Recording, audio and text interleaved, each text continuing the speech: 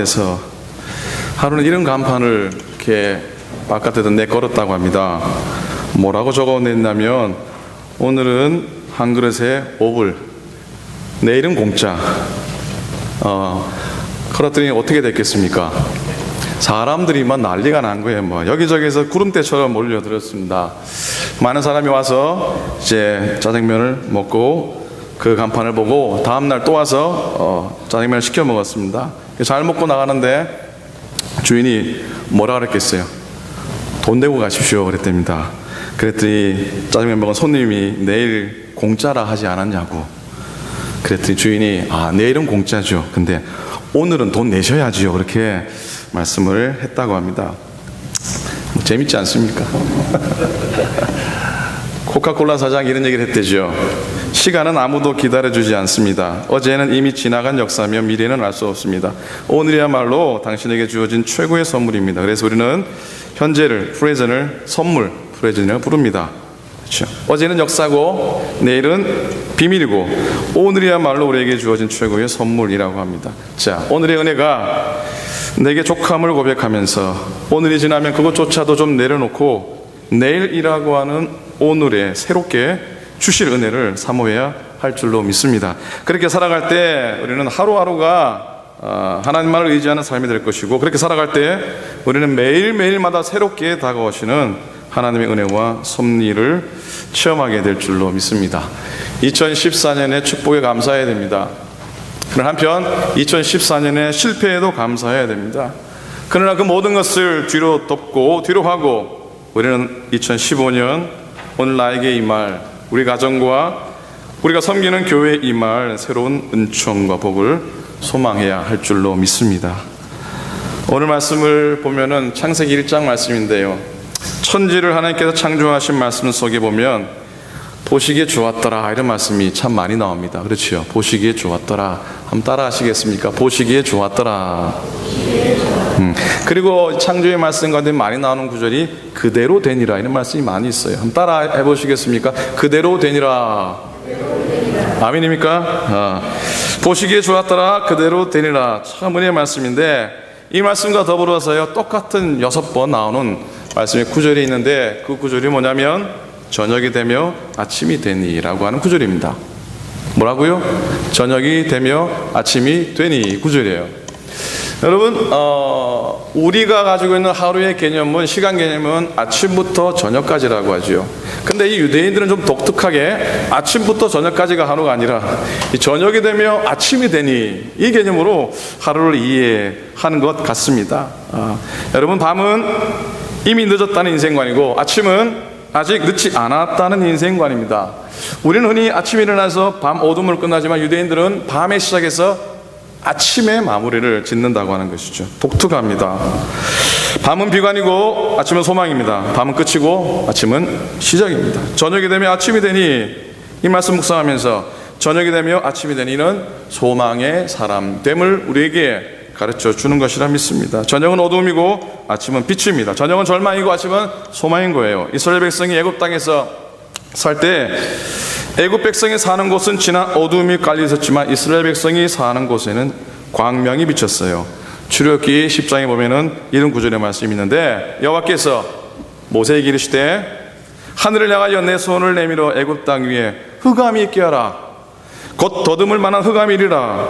모세가 하늘을 향하여 손을 내밀매 캄캄한 흑암이 3일 동안 애굽 온 땅에 있어서 그 동안은 사람들이 서로 볼 수 없으며 자기 초소에서 일어나는 자가 없으되 그 다음 말씀, 온 이스라엘 자손이 거주하는 곳에는 빛이 있었더라.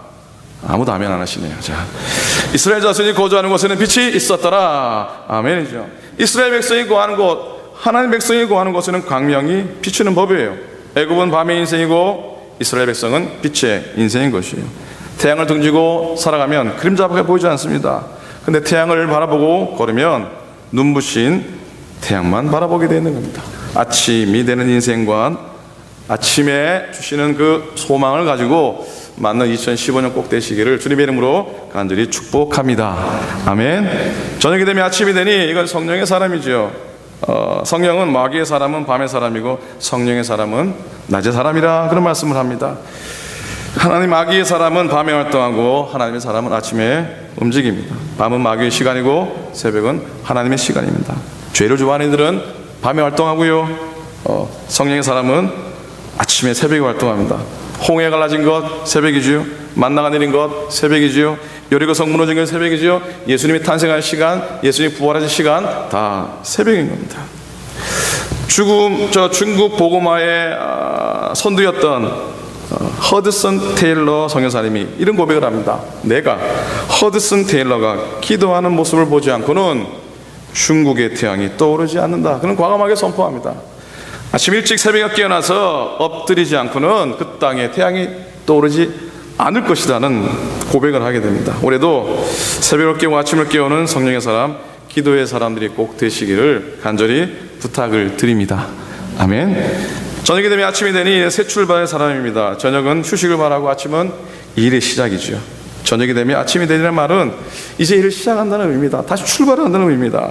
주님 이런 말씀하셨죠. 예수님께서 때가 아직 낮임에 나를 보내신 이의 일을 우리가 하이하리라. 밤이 오리니 그때는 아무도 일할 수 없느니라. 전도서 기자도요, 너는 아침에 씨를 뿌리고 저녁에 손을 거두지 말라. 이것이 잘 될는지 저것이 잘 되는지 혹 둘이 다 잘 될는지 알지 못함이니라 그랬습니다.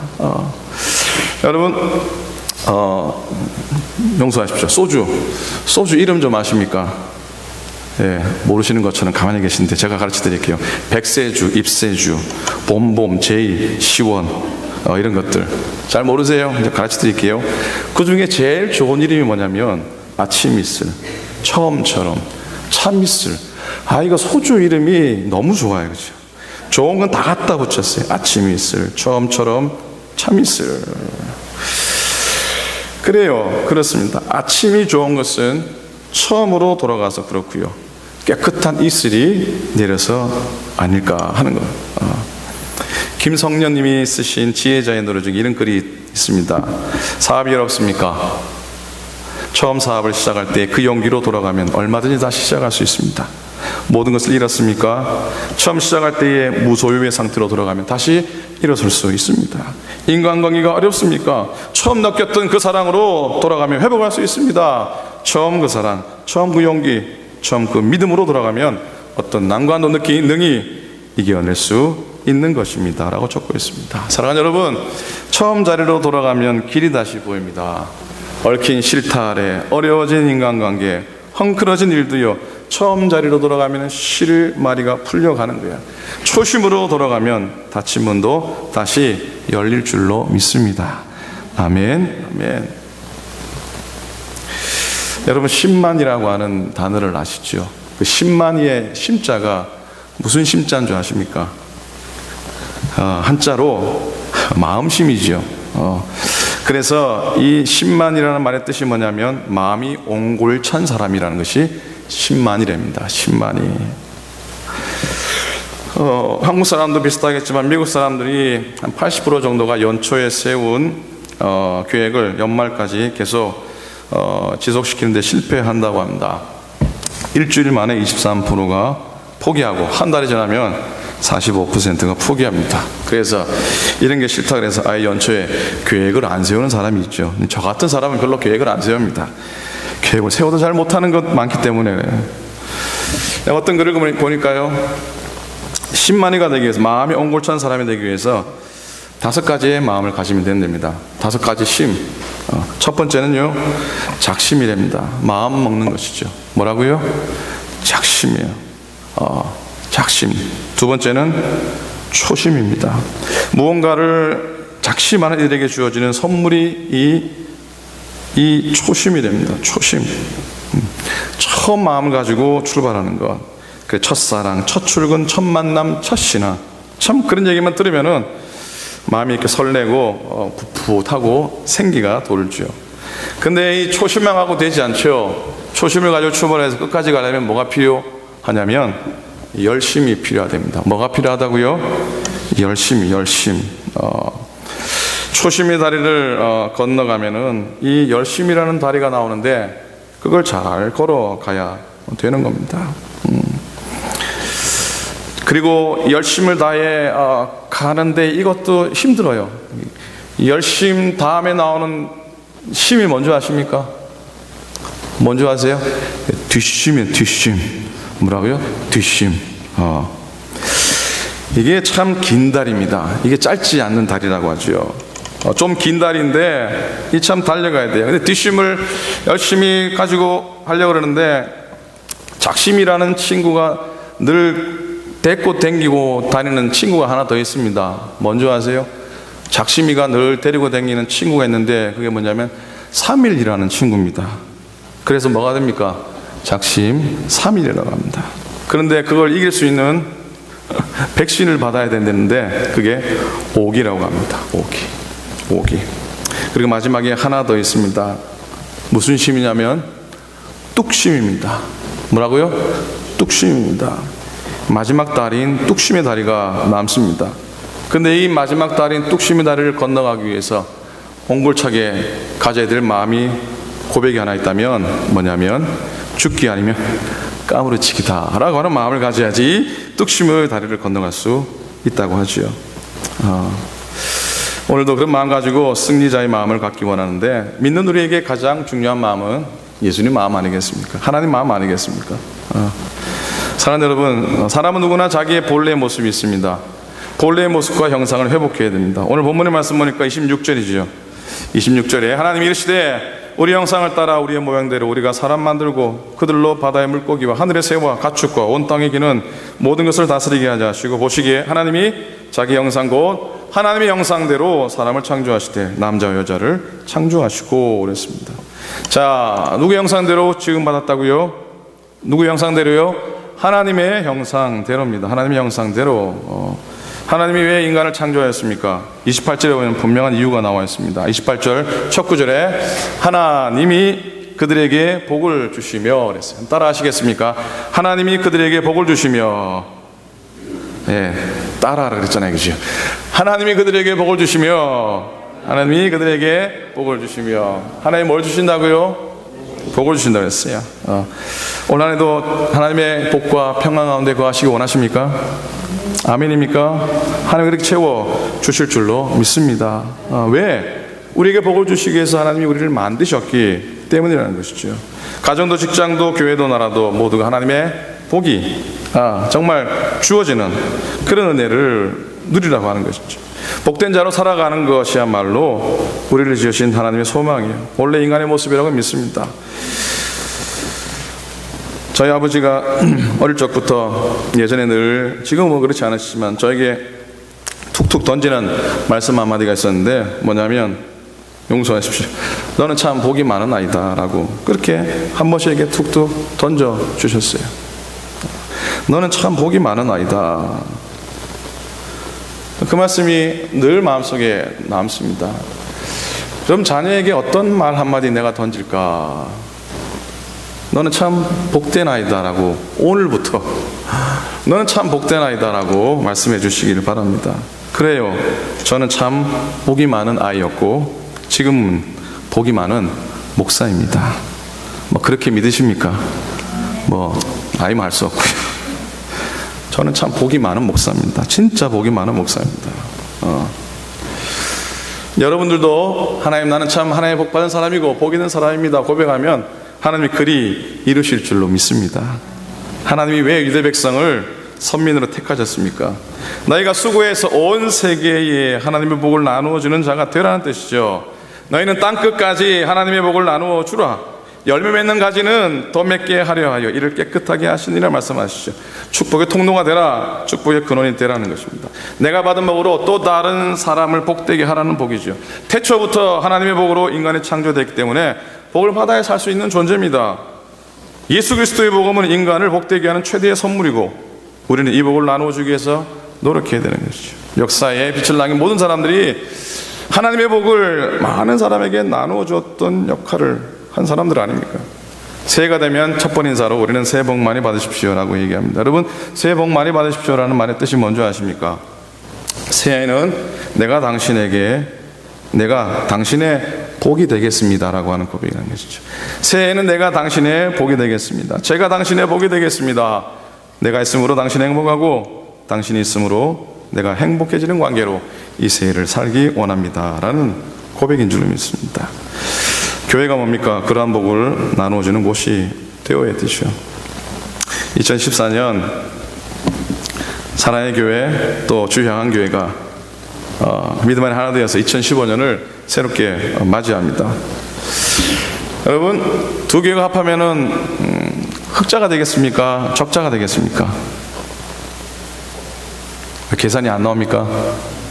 저는 사랑의 교회와 주향한 교회가 합해서 보니까 계산이 안 나옵니다. 계산이 안 나와요. 진짜 계산이 안 나와요. 그래서 저는 적자라고 생각합니다. 적자 인생으로 살아가겠다고 생각하면은 마음이 참 오히려 편하고요. 내 적자를 하나님만이 채워줄 수 있는데, 우리의 적자는 하나님만이 채워줄 수 있는데 라고 하는 그런 마음이 생겨서 더 많이 엎드리게 됩니다. 더 많이 주님 바라보게 됩니다. 둘과 둘이 만났으니까 흑자고 넘치고 채워줘야 되고 그게 자랑하고 우리가 큰일을 했습니다라고 얘기하기보다 두 교회가 만난 것이 하나님 앞에 더 낮아짐으로, 더 섬김으로, 더 잘 감당하겠습니다라는 모습으로 계산이 나오지 않습니다. 계산이 되지 않습니다라는 고백으로 선다면 하나님이 우리의 적자를 분명코 하나님이 채워 주실 줄로 믿습니다.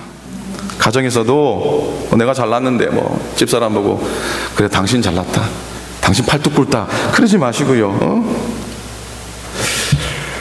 나는 부족한 사람인데 당신 덕분에 산다라고 얘기하면 그게 어찌 보면 나는 적자 같지만 흑자 인생을 사는 것 아니겠습니까?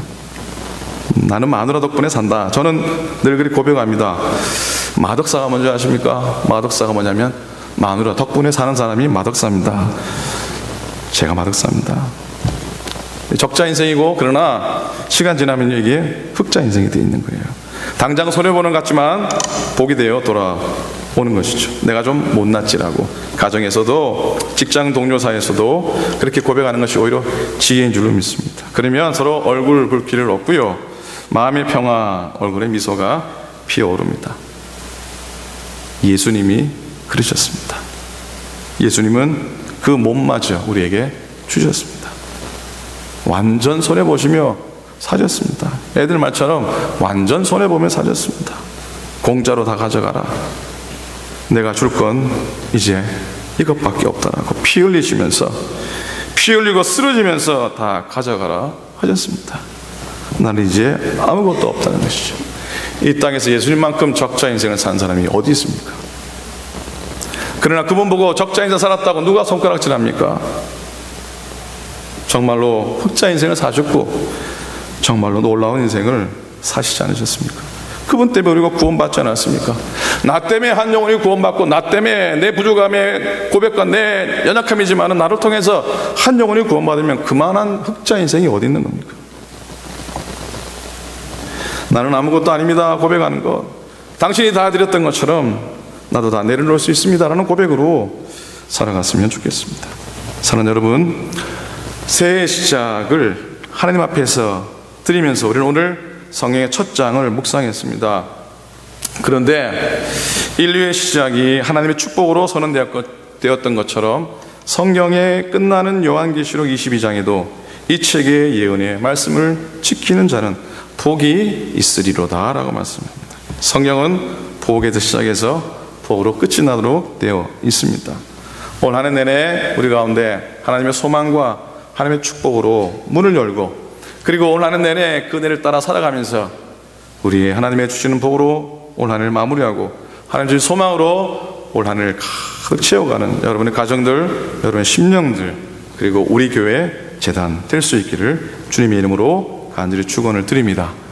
그리 될 줄로 믿습니다. 아멘. 어제 선배 목사님이 글을 하나 올린 게 있어서 함께 읽고 말씀을 마무리했으면 좋겠습니다. 예. 백뮤직이 너무 좋아. 시를 읽을 때는 이렇게 백뮤직이 들어가야 돼. 제목이 뭐냐면 새해 이런 사람이라고 하는 겁니다.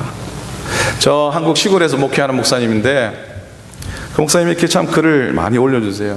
그래서 그거를 늘 읽으면서 묵상도 하고 위로도 받고 그러는데 새해엔 이런 사람이라고 하는 글을 올리셨는데 제가 읽어드리겠습니다.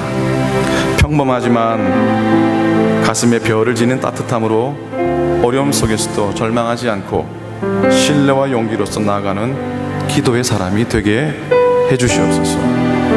도도 말고 덜도 말고 정월의 보름달만큼만 환하고 둥근 마음 나날이 새로 지어 먹으며 밝고 맑게 살아가는 희망의 사람이 되게 해주십시오.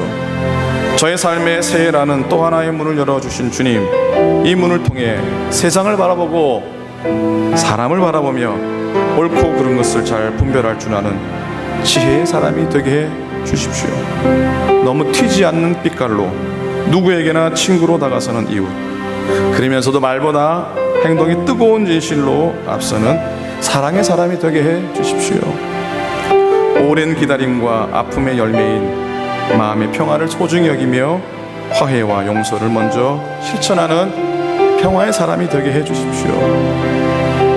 그날이 그날 같은 평범한 일상 속에서도 새롭게 이어지는 고마움이 기도가 되고 작은 것에서도 의미를 찾아 지루함 모르는 기쁨의 사람이 되게 해주십시오. 욕심을 버리는 연습, 자기 뜻을 포기하는 연습을 통해 죽음을 준비하는 사람, 오늘은 지상에 충실히 살되 내일은 호련히 떠날 준비가 되어 있는 순례의 사람이 되게 해 주십시오. 아멘. 기도하겠습니다. 하나님 아버지, 복되게 올 한 해를 시작해 하시니